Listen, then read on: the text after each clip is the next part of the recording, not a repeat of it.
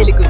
కూటమి ప్రభుత్వం వచ్చిన తర్వాత మొట్టమొదటి సంతకం మెగా డిఎస్సి అని చెప్పి ఒక సంతకం పెట్టి వీరే కోర్టులకు వెళ్ళి 1 సంవత్సరం పాటు కాలయాపన చేసి ఎట్టకేలకు 2025లో నోటిఫికేషన్ ఇచ్చినటువంటి మొట్టమొదటి రోజు నుంచి కూడా ప్రాసెస్ అయ్యే చివరి రోజు దాకా కూడా మీరు చేసినటువంటి అవినీతి, మీరు చేసినటువంటి మీ అనుయాయులకి ఉద్యోగాలు ఇచ్చుకోవాలనుకున్నటువంటి మీరు చేసినటువంటి ఒక దుస్సంప్రదాయాన్ని వైఎస్ఆర్సీపీ ఎండగట్టడం కూడా జరిగింది. మీరు నోటిఫికేషన్ ఇచ్చిన రోజే 2 దొంగ జీవోలు తెచ్చారు.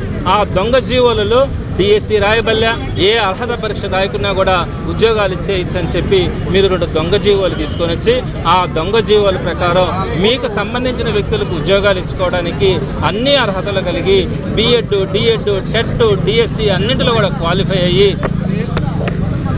1:1 రేషియో ద్వారా వారందరూ సర్టిఫికేట్స్ వెరిఫికేషన్ చేసుకున్న తర్వాత వారందరి గొంతులు కోసి మీకు కావలసినటువంటి వ్యక్తులకి ఉద్యోగాలు ఇచ్చినటువంటి పరిస్థితి ఈ రాష్ట్రంలో ఈ కూటమి ప్రభుత్వం వచ్చిన తర్వాత జరిగినటువంటి పరిస్థితి మనం చూసినాం. దీనికి సంబంధించి అన్ని సాక్ష్యాలను కూడా ముందుకు తీసుకురావడం కూడా జరిగింది. ఈ దగాపడ్డ నిరుద్యోగుల అభ్యర్థన మేరకు జగన్మోహన్ రెడ్డి గారు చేస్తున్నటువంటి పోరాటంలో మేమంతా భాగస్వామ్యమయ్యి ఈరోజు 175 నియోజకవర్గాల్లో కూడా ఈ నిరసన దీక్షలని ఈరోజు ప్రారంభించడం కూడా జరిగింది. అలానే ఫీజు రియంబర్స్మెంట్ విషయంలో కూడా 2014-19లో ఫీజు రియంబర్స్మెంట్ ఇచ్చినారు. మా ప్రభుత్వంలో ఎలా ఫీజు రియంబర్స్మెంట్ ఇచ్చారు, ఇప్పుడు మీ ప్రభుత్వం ఎలా ఫీజు రియంబర్స్మెంట్ ఇస్తుంది, ఈ మూడింటిని చర్చించడానికి మేము సిద్ధం. మీరు సిద్ధమా?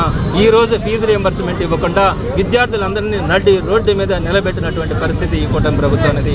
అలానే నిరుద్యోగ భృతి ఒక్కొక్క నిరుద్యోగికి 3,000 రూపాయల లెక్కన 30 లక్షల మంది నిరుద్యోగులకు ఇస్తానని చెప్పి మీరు చెప్పి ఈ రోజుకి ఒక్క నిరుద్యోగికి కూడా ₹1 కూడా నిరుద్యోగ భృతి ఇవ్వకుండా ఆ 30 లక్షల మంది నిరుద్యోగులను రోడ్డు మీద నిలబెట్టినటువంటి పరిస్థితి ఈ కూటమి ప్రభుత్వం అనేది.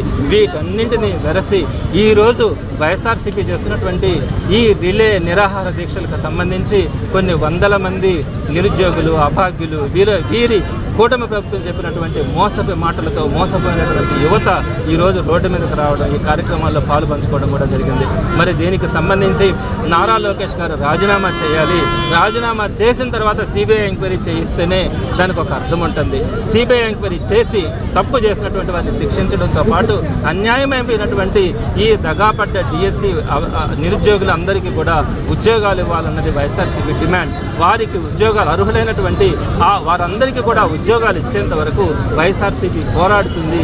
ఈ రాష్ట్రంలో ప్రతి నాయకుడు, కార్యకర్త కూడా వారికి అండగా నిలబడి పోరాటం చేయడం జరుగుతుందని చెప్పి నేను ఈ సందర్భంగా మనవి చేస్తాను. మీరు చూస్తున్నది time line Telugu digital network. సమాజం కోసం సరికొత్త ఆలోచన.